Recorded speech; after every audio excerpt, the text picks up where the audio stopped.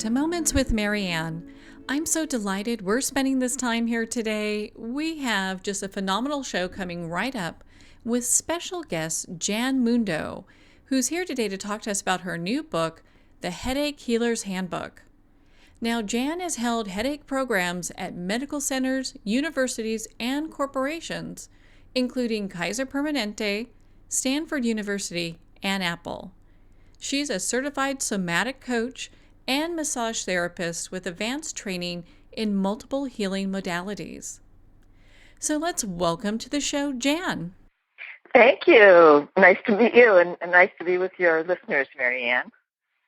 Oh, what a pleasure it is to have you here. And I'm sure you get people just, asking you all the time, how can I heal my headache? And here you've got this fabulous book that has it all in here. Yes, for the first time, I'm putting it all together in the written word so that people can really benefit from it. And have all the information there. So why don't you start with, I always am so curious, and we get letters from our listeners all the time that want to know what starts people on a certain path. So how did you get started on this path? Well, my mom had migraines, so when I was a kid, I would always see her lying down in her bedroom, curtains pulled, washcloth on her head. She was miserable, and I remember that a lot from my childhood, but I didn't really get them. Then in 1970, I learned that I could stop a headache or migraine by putting my hands on the front and the back of somebody's head. Somebody heard a claim about that, and so I just started experimenting with it.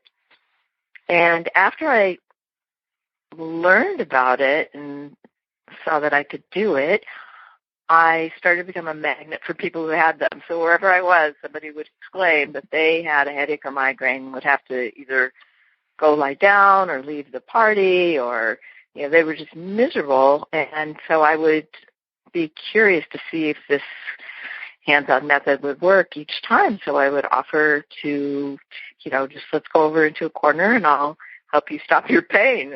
Just all I'm going to do is put my hands on your head. And it worked each time. And so that's kind of how I got started with it. I just put my hands on a lot of heads and was able to stop their pain. I really didn't get them much because I was living a natural lifestyle, child of the 60s. I lived in a spiritual community, and we lived a natural lifestyle. We were in the country. We got a lot of exercise. We grew all our own food. We were vegans. I learned about my body. We had natural childbirth at home. It was very, as they say now, crunchy granola, but it was very informative about nature and how our bodies work and how our minds really have an influence on our bodies and vice versa. So that was my experience then, but still some people had headaches and migraines, or when I would go visit people, so I worked on them a lot, although I wasn't having a problem with it. Then when I left there and got back to big city life, which was in Los Angeles, where I'd grown up, and started going through perimenopause, that's when I started getting them. And boy, was I miserable. And I could time them by my periods.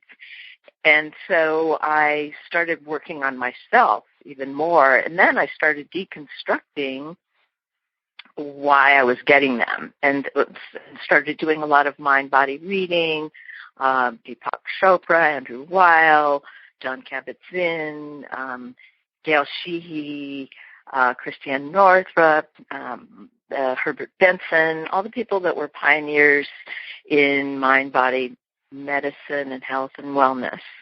And I saw and realized that I was going through perimenopause pretty early, actually, and that when I would eat better, because I had changed from the more healthy lifestyle that I lived. I was under more stress.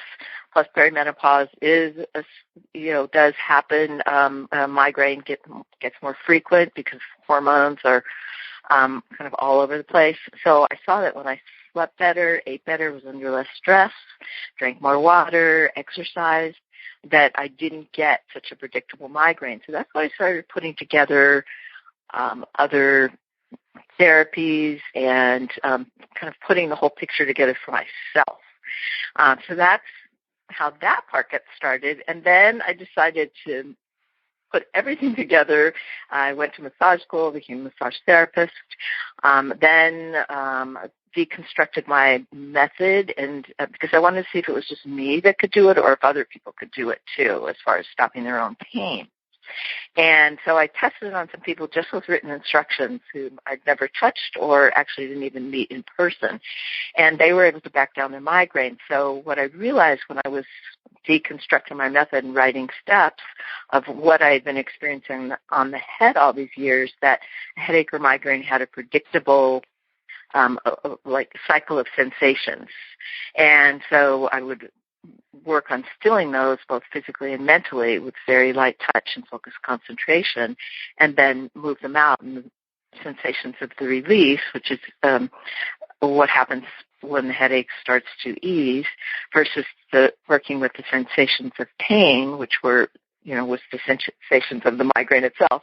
Those were different, and so I would follow that. So that became fascinating to me, and I read a lot about headaches and migraines, both medical literature, scientific literature, consumer literature, research studies, and educated myself. And then the last piece is that, last couple of pieces are that I began to see when people would be on my massage table, and I got my first referrals from a neurologist at UCLA, who's a headache specialist, that their emotional content would come up.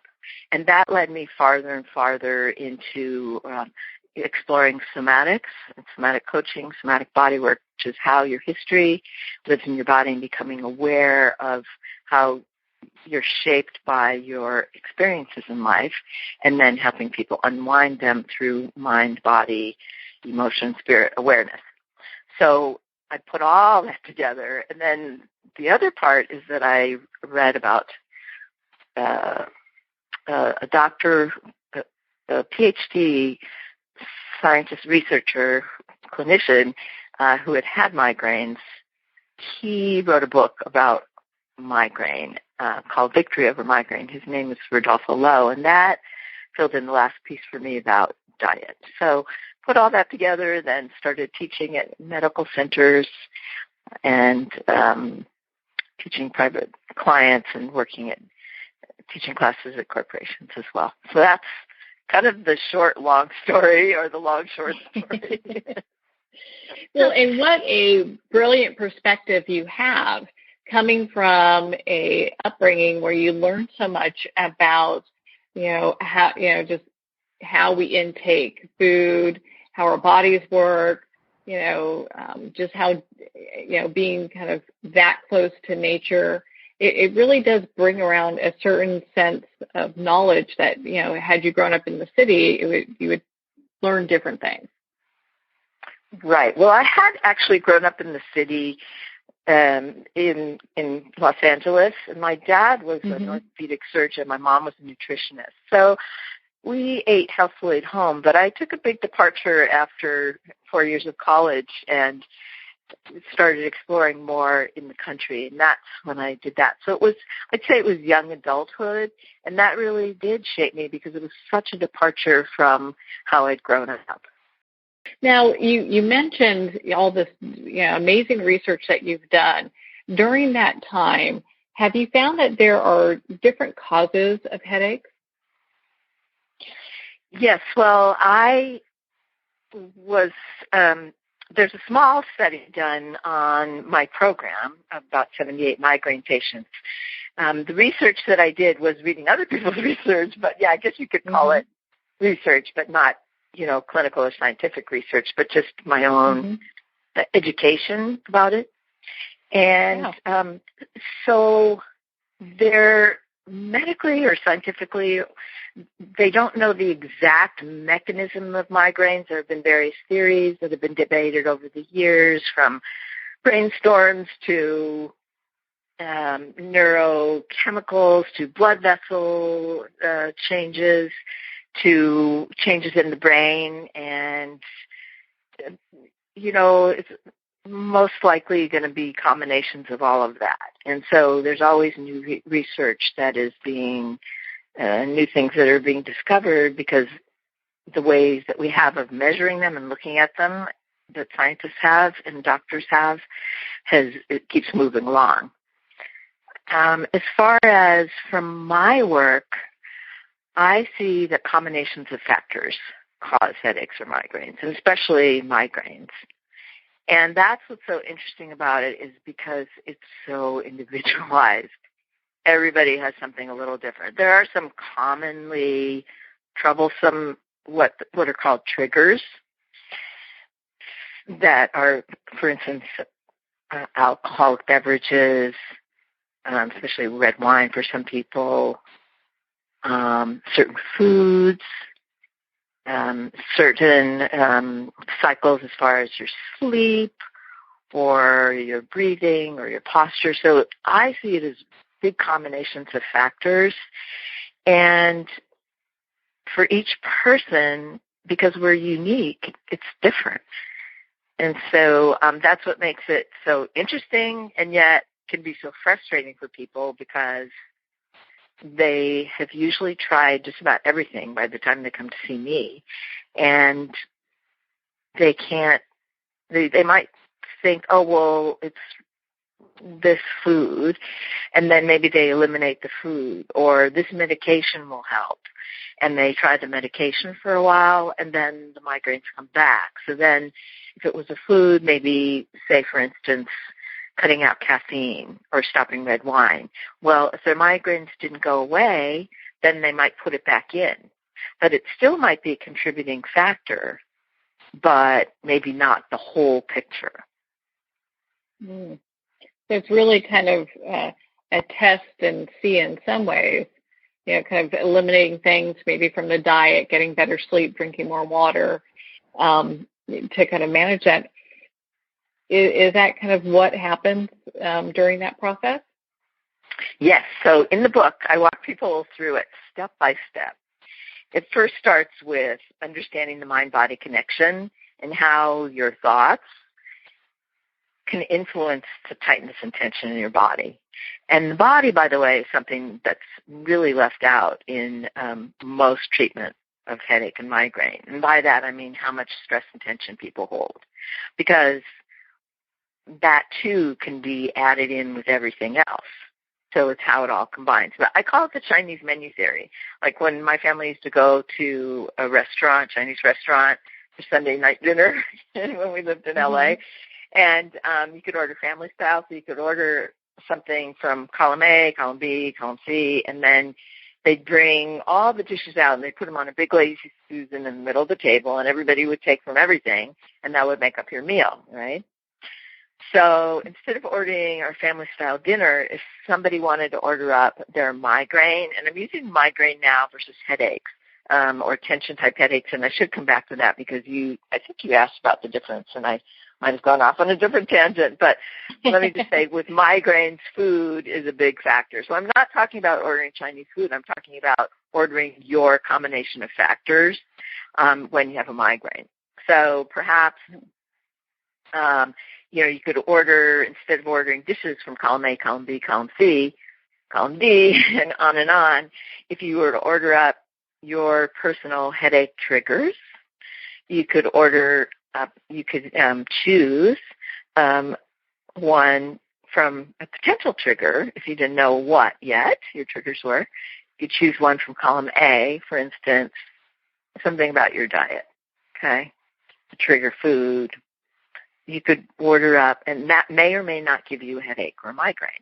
You could order up a trigger from column B, for instance, tightness in your neck and shoulders. May or may not give you a headache or migraine. You could order up trigger from column C, stress. Who's got that, right? Mm-hmm. May or may not give you a migraine or a headache. And you could order up a trigger from column D, say not getting enough sleep. And let's go one further. For a woman, you could order up just about to get your period, okay?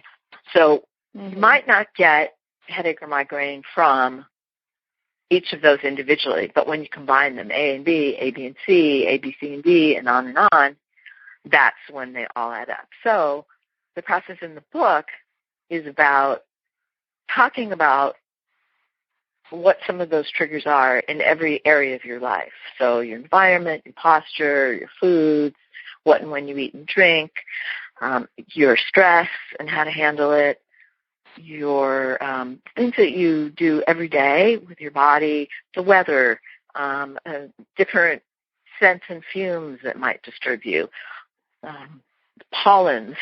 So talk about everything, and then so that people can become aware of all the different factors in all parts of their lives that could influence them.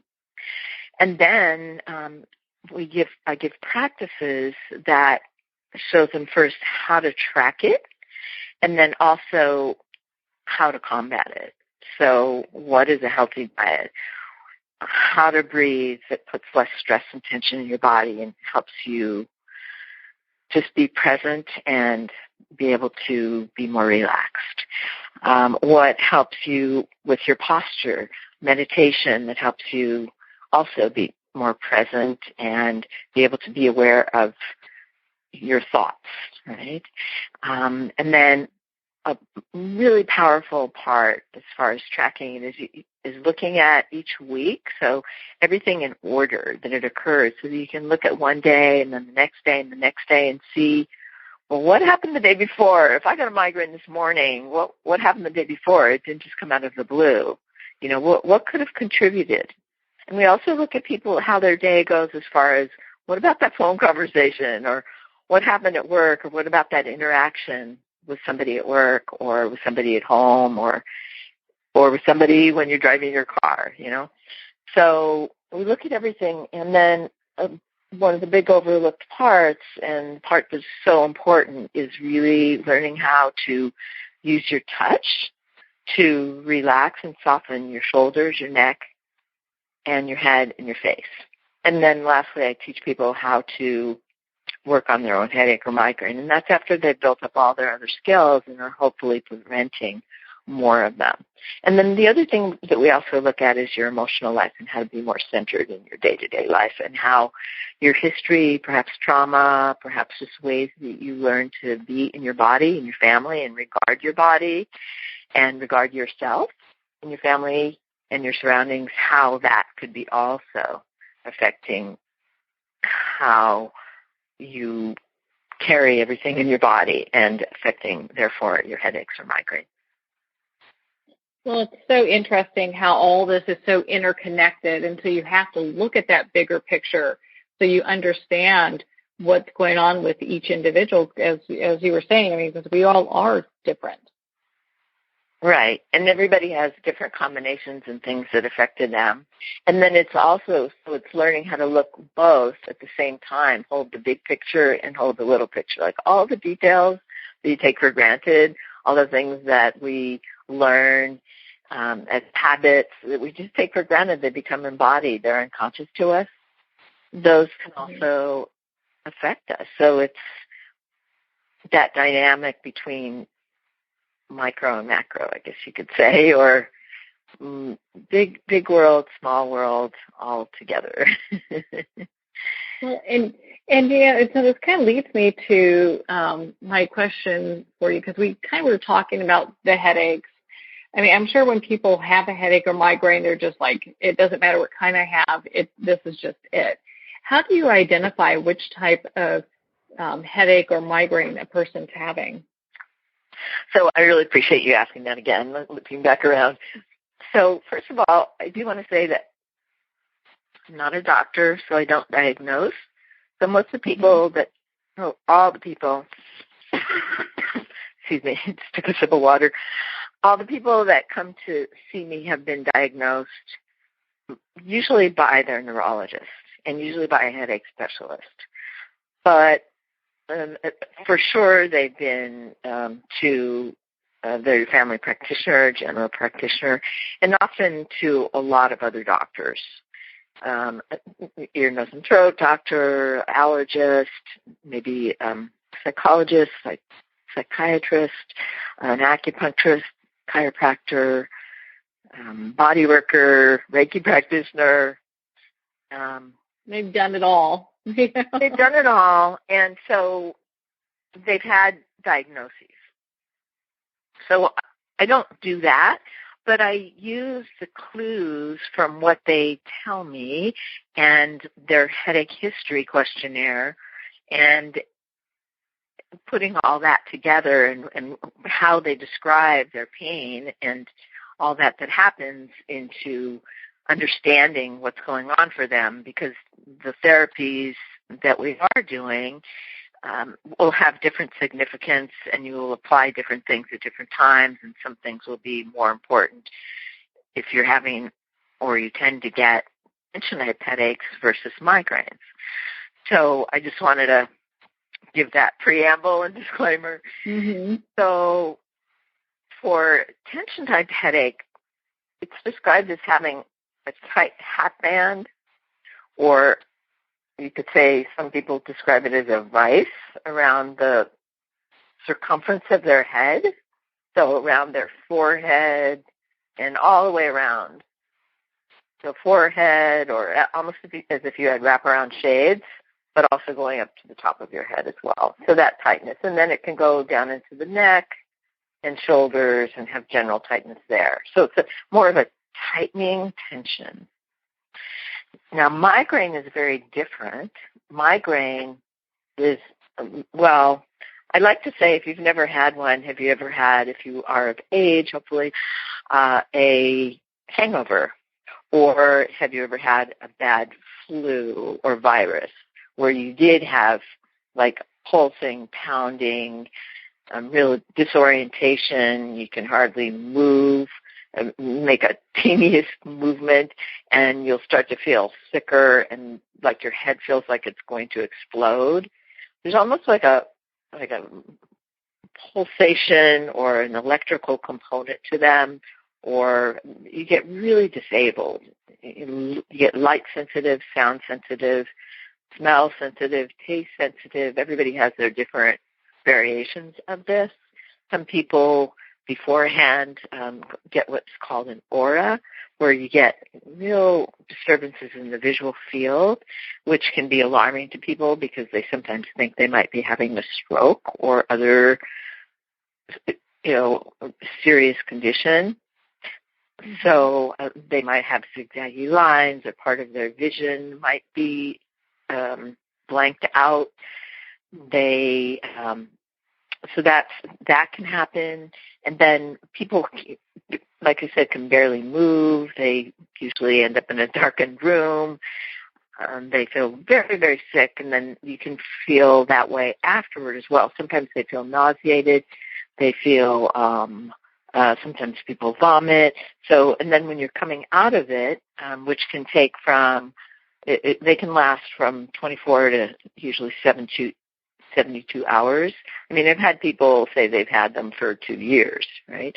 But that's generally how long they last, and from, a day to a few days.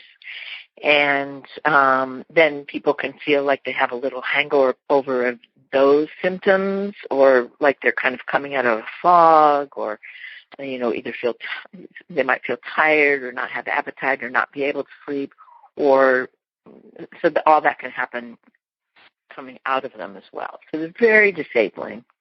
And then there are also other headaches called cluster headaches, which I haven't dealt with many of them. They're very rare. They're mostly men, mostly smokers, and those have their own particular set of symptoms, and they're very different than migraine because instead of the slightest movement bothering you and having to lie down in a darkened room, you tend to want to pace the floor, pound your head against the wall. It's known as the worst pain ever. And so they're much more rare, and I have not seen a lot of them, although I have worked with some people who have been diagnosed with them who seem to have more symptoms of migraine, and they were helped by my program. So those are the three. And then there's also the three major types. There are about 300 that are classified in diagnostic criteria called the International Headache Diagnostic International Classification of Headache Disorders, and those are used by medical doctors so that they can classify and give medications for the different types. But like I said, I don't deal with that. But there is one other type that's worth mentioning, which is called a dangerous headache, which is when you're having the worst headache ever.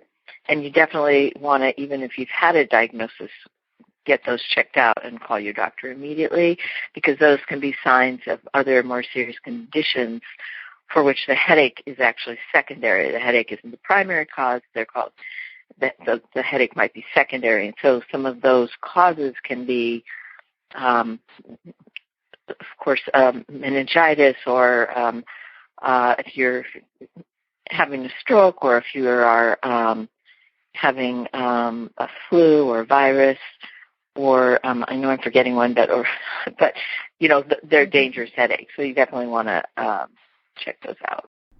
On that note, we're going to pause here for a quick break. You've been listening to Moments with Marianne, and we've been speaking with Jan Mundo on her new book, The Headache Healer's Handbook. We'll be right back after these messages.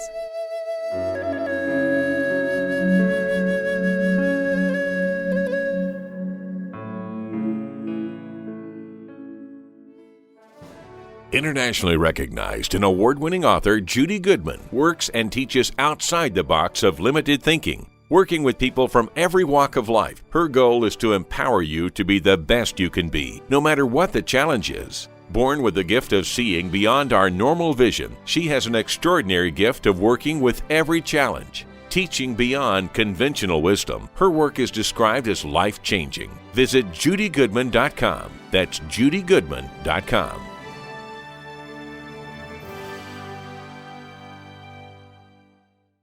There comes a moment when you realize you're somewhere special, when you discover that each beautiful creature that you see has been rescued from a life of absolute horror and brought to this incredibly free place. Here's where their lives were forever changed, and where yours will as well. Discover over 500 tigers, bears, and lions at the brand new visitor center at the Wild Animal Sanctuary just outside Denver. For more information, visit wildanimalsanctuary.org. Discover true freedom at the Wild Animal Sanctuary.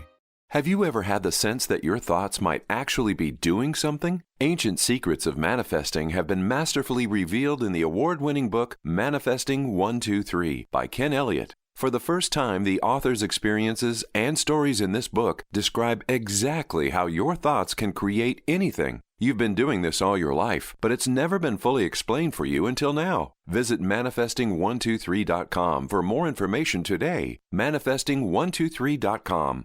There are nearly 2 million Americans living with amputation. Many live right here in San Antonio. Becoming an amputee can be scary, frustrating, isolating, but there's no reason to feel alone. The San Antonio Amputee Foundation is here to help support you and guide you toward resources such as home and car modifications and even prosthetic limbs. For more information or to make a donation, visit saamputee.org. We'll help you live a full, active life, one step at a time. San Antonio Amputee Foundation, healing limbs, hearts, and souls.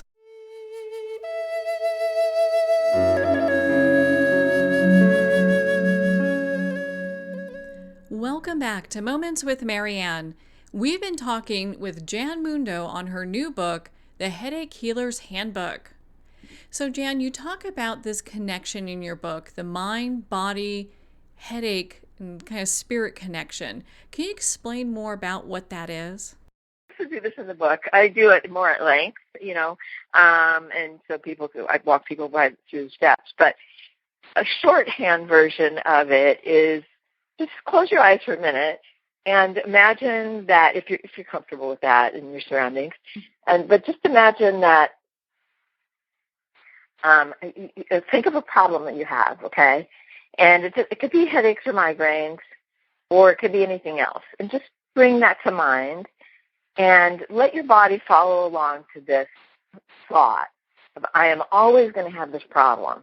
And just let your body move to that as if you're expressing that with your body. I'm always going to have this problem. I'm always going to have these headaches or migraines. I thought that this book, or I thought that Jan would be able to help me, or this therapy would be able to help me, but no, it can't, and I'm always going to be stuck here, and I'm always going to have this pain. And just let your body move to match that thought. Like, what would it do if you had that thought? What did you notice?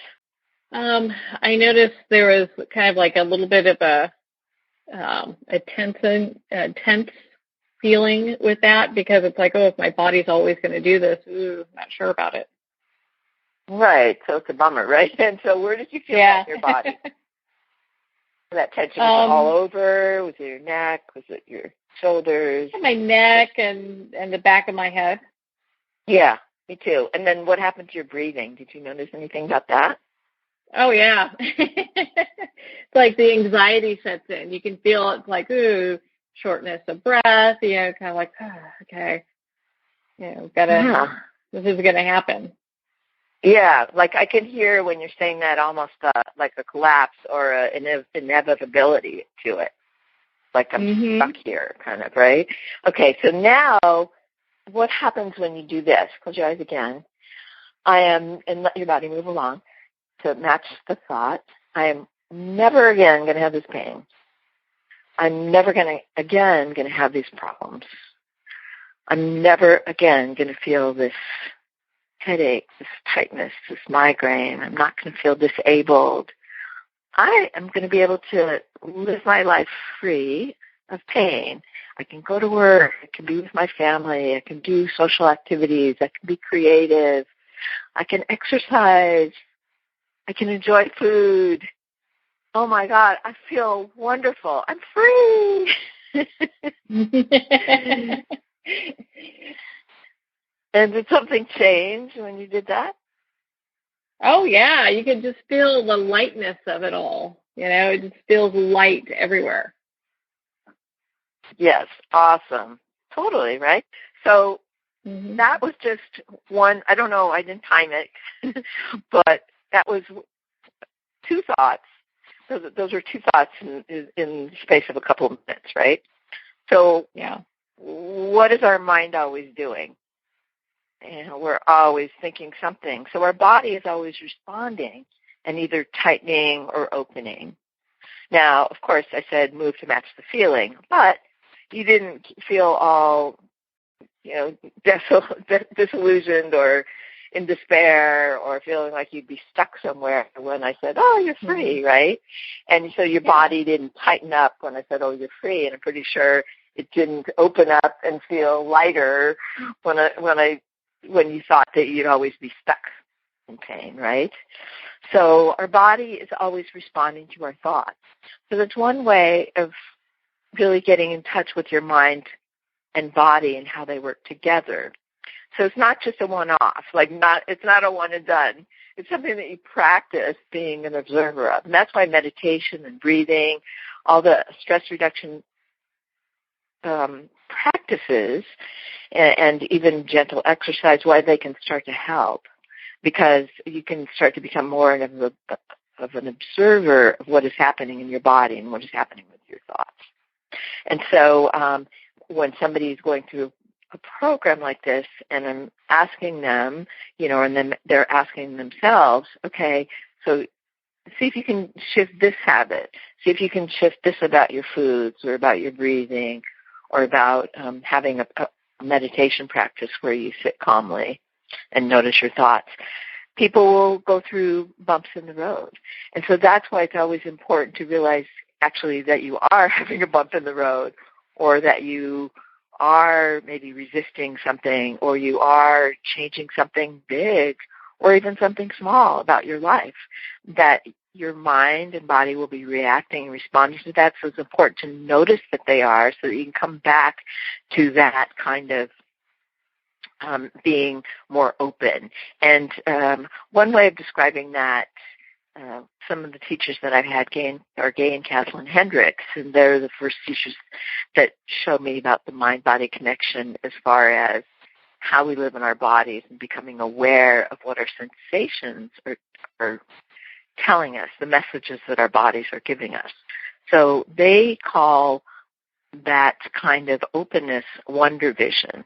So are you in survival vision, which is more like the first set of thoughts that we had, like being stuck in pain, versus being in one division, which is more like wondering about a problem and being curious about a problem. And that's the best characteristic and quality that you can cultivate as a quote-unquote headache detective, where you're trying to figure out what all your triggers are and what in your life is adding up to creating this pain. And so that curiosity is also a way of having, when you're in a more open state, you can get more information, and you can be more aware of how you're being affected on a moment-by-moment basis. Does that make sense? Oh, yeah. Well, and I know in your book you talk about creating balance through awareness. It sounds like that's what you're describing in some way. It's that curiosity, you're kind of checking things out. Is that correct? Or I'm sure there's always more to it. Yes, exactly right. Yeah, what a beautiful place to be, because then you're really present with what's going on.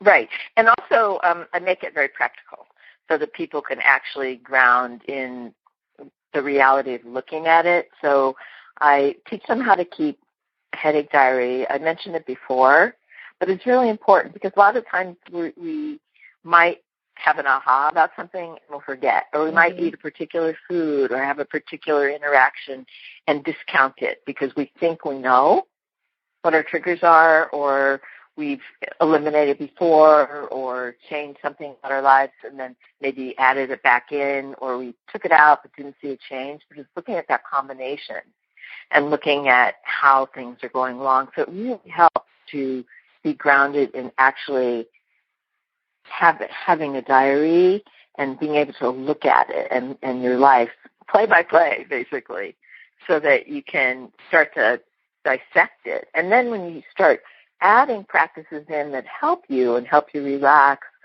or take away your stress or reduce your stress or help you live a more balanced life, then and eliminate your triggers. And that can also be how you work with your posture and carrying your stuff, what I like to say. When you look at it the carrying of the stuff. The carrying of the stuff.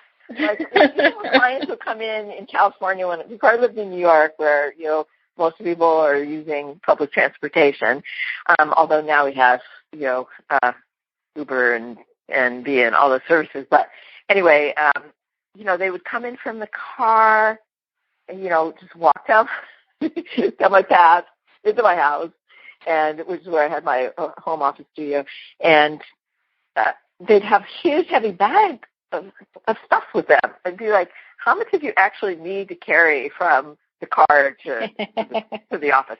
Or how much did you need to even carry with you in general? Because we'll just pile stuff in there, and it can affect the tension in your shoulders and your posture and all that. Anyway, I got off on a tangent as usual, but I don't remember what the question was.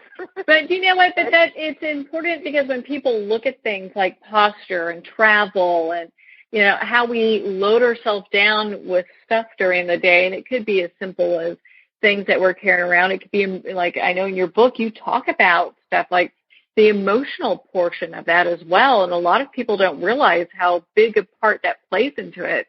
And I'm so glad you did that exercise because it really shows how much the mind can either dictate it one way or another. Yes. Yeah, well, the emotional part, are you talking about the parts about trauma, or tell me more specifically? Well, do you know what? I'm glad you brought that up. So why don't we talk about how trauma it affects migraines and headaches? Maybe it could be childhood trauma. Yeah. So I've worked with a fair amount of people who have had trauma, whether it's physical, emotional, sexual, mental, and some of that comes from my somatics training and some with additional training with trauma. But as I mentioned, how I got into it was that when I'd be working with people early on in doing massage work and then headache work, and then helping them loosen their bodies around that, they would start crying or start having memories, or their anger would emerge, or deep sadness, or, just from different parts of their bodies being touched, or having their shoulders loosened, touching the back of their neck, or even their jaw or cheek.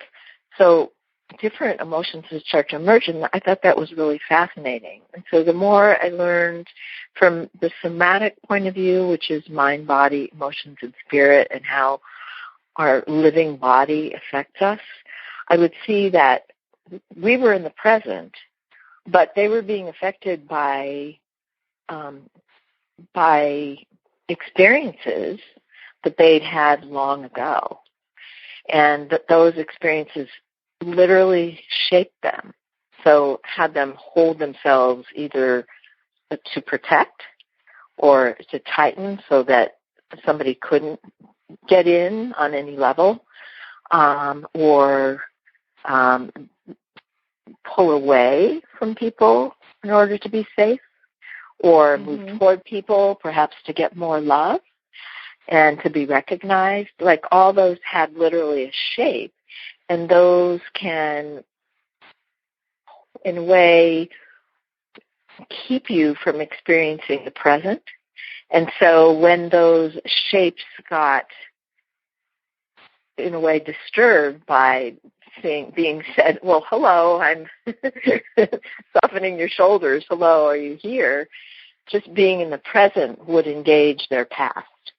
And so by actually becoming more and more present to their bodies in the specific locations and even points that they were holding, that they had shaped to be safe or protect or get love, then they would start to open to the experiences. And the more they opened to those past experiences, the more they were able to release them.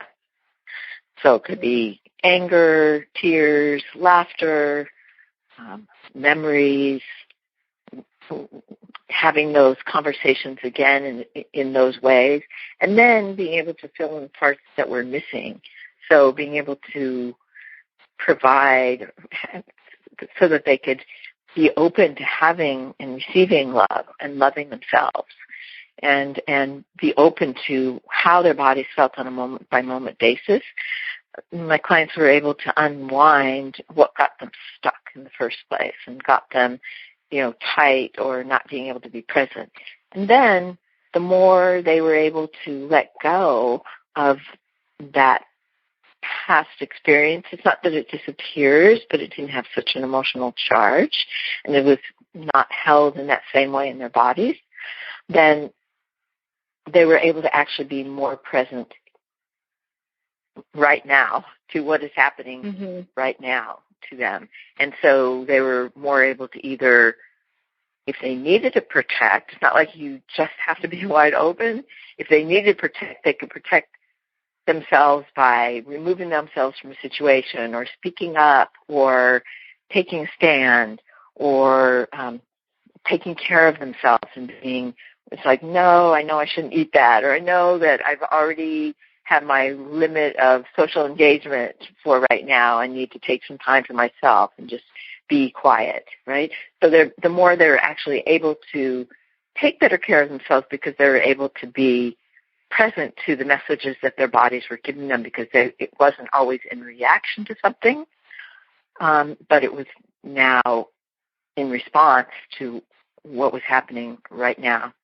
And it's very complicated, and it's very beautiful, it's very powerful, and I feel honored that people trust me in that place to help be present and help them make those changes. And that happens with a lot of people who suffer with headaches and migraines, because a lot of times take care of themselves in the present and not either feel like they're always responsible to taking care of everybody else, or whether it's at work or at home, or, that they can really be more present to their own bodies and take care of themselves. And that really plays a big part in, of course, self-care.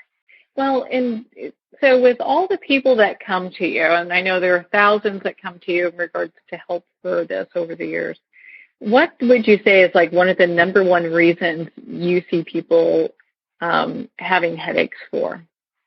Well, again, it's combinations of factors, so I'd say that that's number one. But as far as migraines, I mentioned this book, Rodolfo Lowe's book, Victory Over Migraine. Small little book, and it's now out of print, but he talks about low blood sugar and evening out the blood sugar. And that's been really, really influential for people with migraine and has made such a big difference. So if I had to choose, I would say just looking at that and his philosophy, and mine is a little different because I work with everything, not just diet. His was only about diet, but it's so powerful. And so he talks about how having too many carbs, and he discovered it because he used to get migraines when he was a kid and realized that when he would go to the movies, they'd load up on candy. So he could start taking it for himself.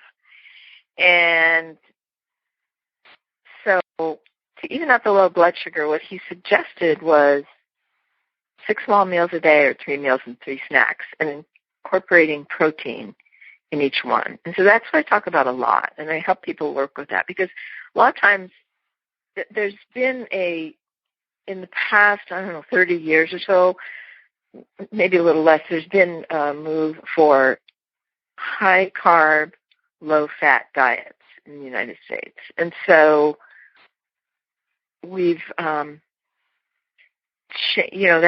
been a factor. And so he talks about eating protein early and often. And that's what I talk about in my book, is to incorporate protein. Because what I was trying to say is we think that we're eating healthfully if we have, say, yogurt, like a low-fat yogurt and fruit for breakfast, and then a salad for lunch, and then maybe at dinner we'll have some protein.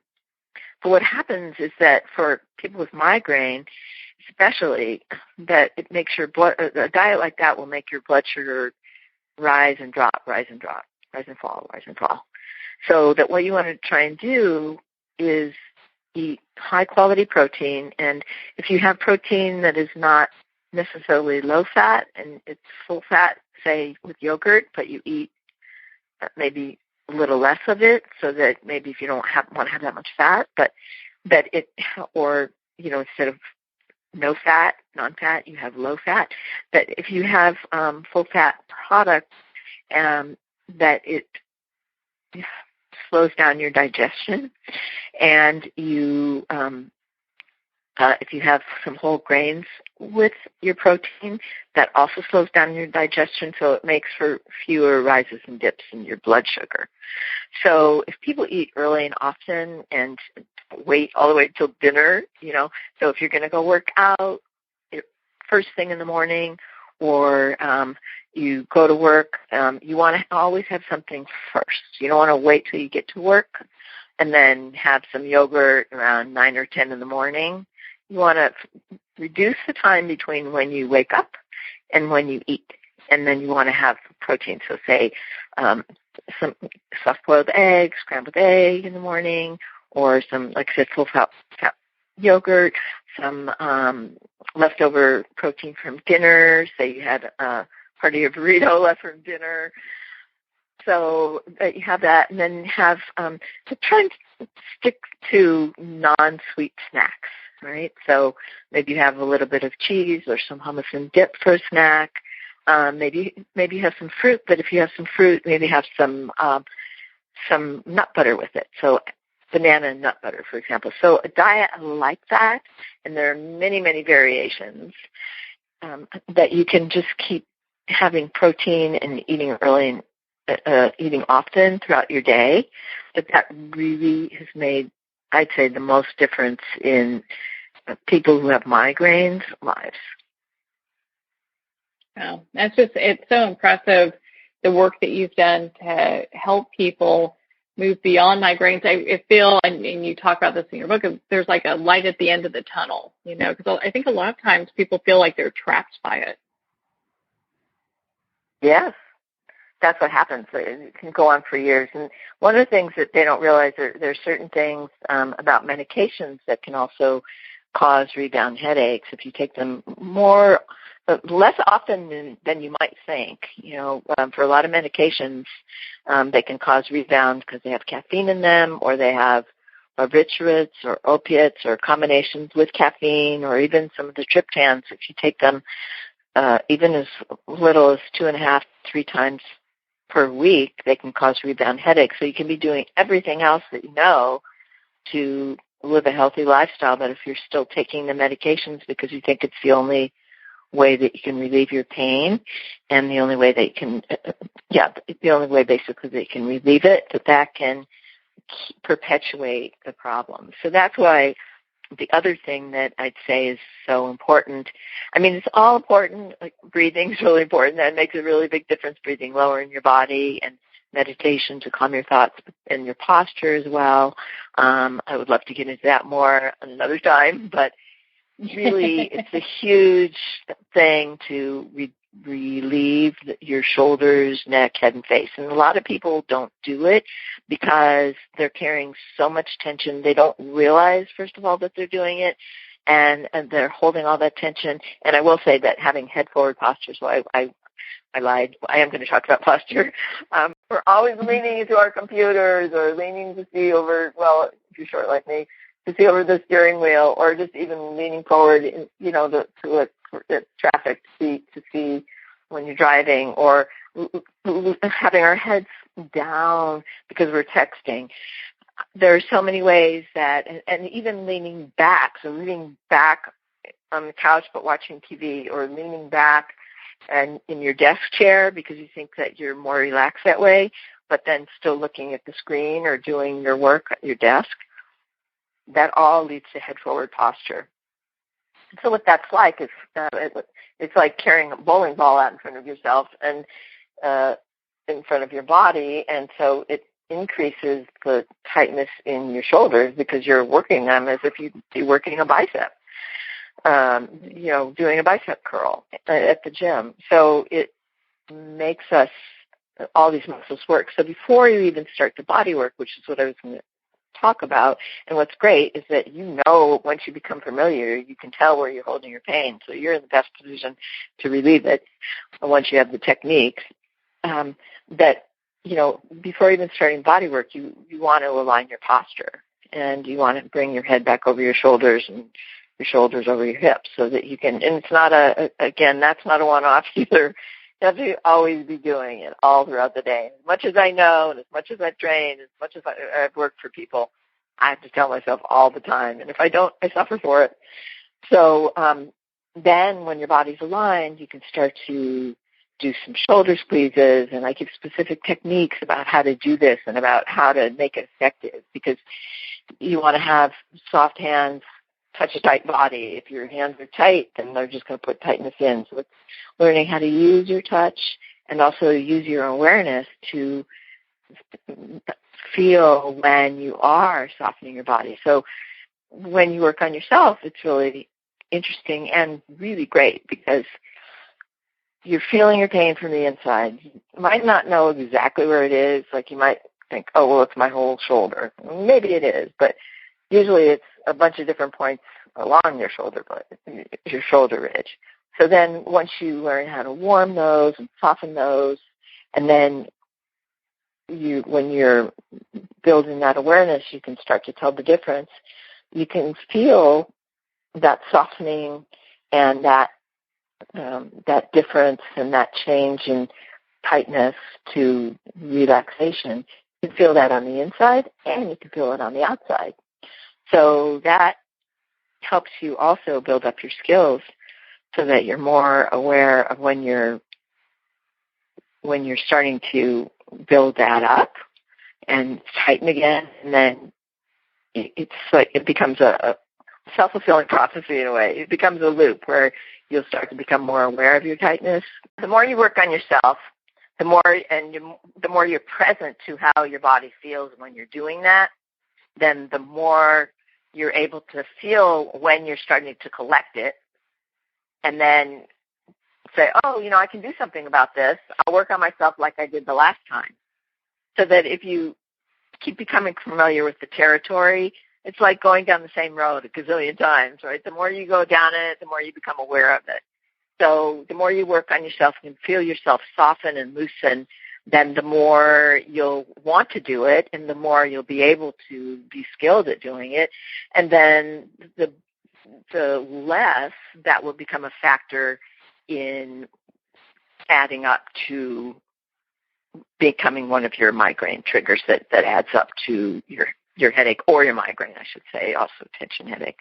We could talk forever on this. My goodness, you're such a wonderful resource on this topic. I mean, you know your stuff. Where can people connect with you and learn more about the Headache Healer's Handbook? They can go to my website, which is www.theheadachecoach.com, and I have links to all my social media on there, and links to where you can buy the book, which is wherever books are sold, the major sites. Mm-hmm. And also at New World Library, my publisher, they have a page up there for me for the Headache Healer's Handbook as well. So I'll have all those on my website, and would love it if people go check it out and follow me on social media as well. And I look forward to the book helping everyone that needs help. Well, Jan, thank you so much for taking the time to be on the show with us here today. Thanks for having me, Marianne. I really enjoyed it. Thank you, Jan. It's been such a pleasure to spend this time with you and learn more about headaches and migraines. Again, if you're looking to connect with Jan, you can do that at theheadachecoach.com. Well, we're at the end of our time today. I would like to thank everyone for tuning in. You're listening to Moments with Marianne. And remember, make every moment count.